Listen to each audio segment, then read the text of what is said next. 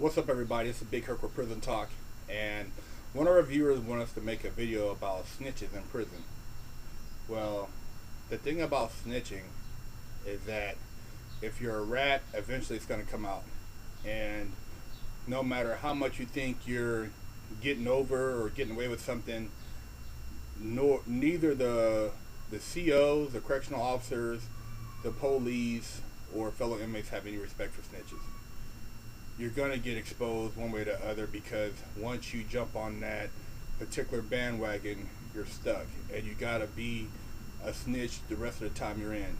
And that can range from a number of things. You have guys that come in that get arrested. They're supposed to be hardcore gangsters, gang members, whatever you call it. And they get in that room, they turn the AC up, they shut the doors, and they get scared. They don't know how to cope with that type of pressure. They come in, instead of keeping their mouth shut, they start talking, and they might only be looking at a little bit of time, and they rather tell than do time.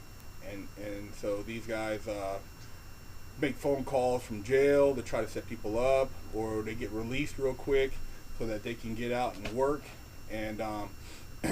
And these are the guys who are so-called supposed to be these hardcore gangsters, so it's a hell of a situation when you're dealing with snitches. And even in jail, there's guys in there that walk around. I've seen guys that walk around and that are kicking it like they're the man. And oh, this guy was a big time drug dealer on the street, he was a D-boy, and somebody rolls up and it's like, hey, that motherfucker told, man.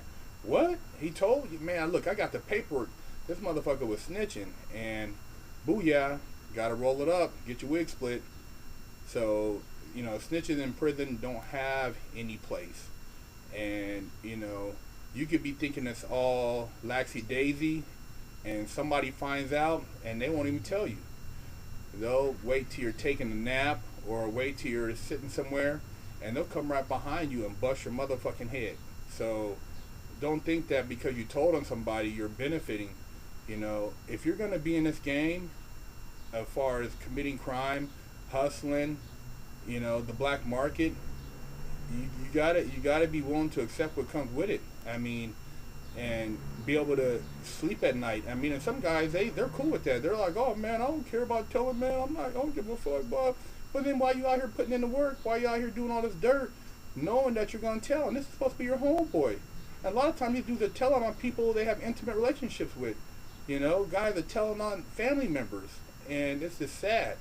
But that's what you have in prison, and that basically is why a lot of guys have to take plea agreements, because they got somebody telling on them, and basically that supports whatever conspiracy the government's bringing against them, and they have to cop out, because go to trial, they offer the snitch might be looking at 10 years, they offer him a year, time served, he tells on you, you get 30 years, he gets to go home and probably sleep with your girl. So it's a fucked up situation, man, but they have a lot of snitches. And it could be, even when a guy gets in prison and he decides to start, doing down low snitching, which means dropping kites. You got guys that at night they have a mail drop, and these guys that write little notes and drop them in the mail slot, so when the counselors or whoever come in and read the mail, they'll get a note, and basically they can tell who's making pruno,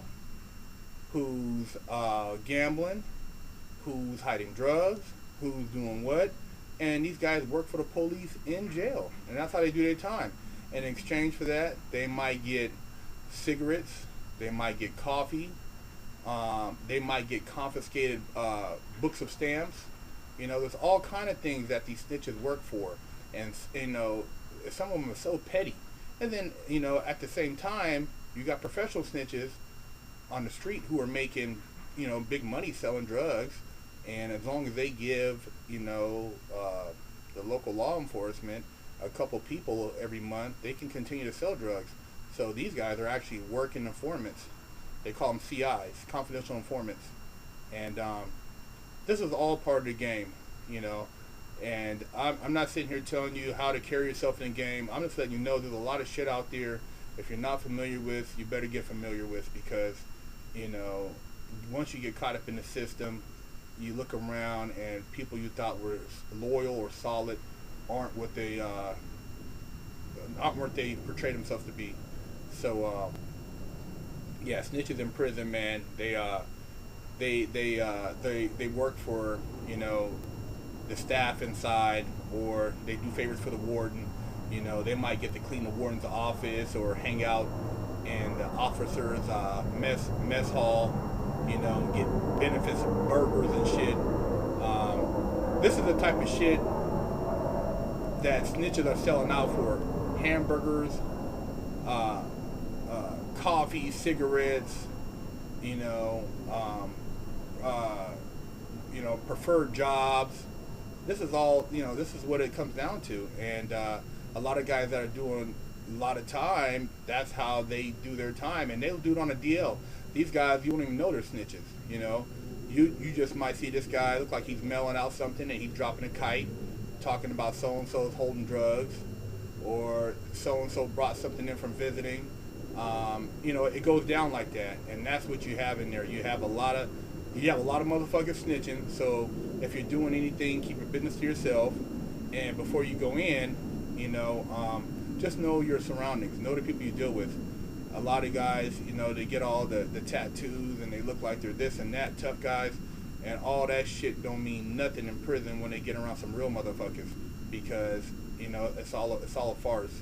It's a front to make themselves seem like they're more than what they are.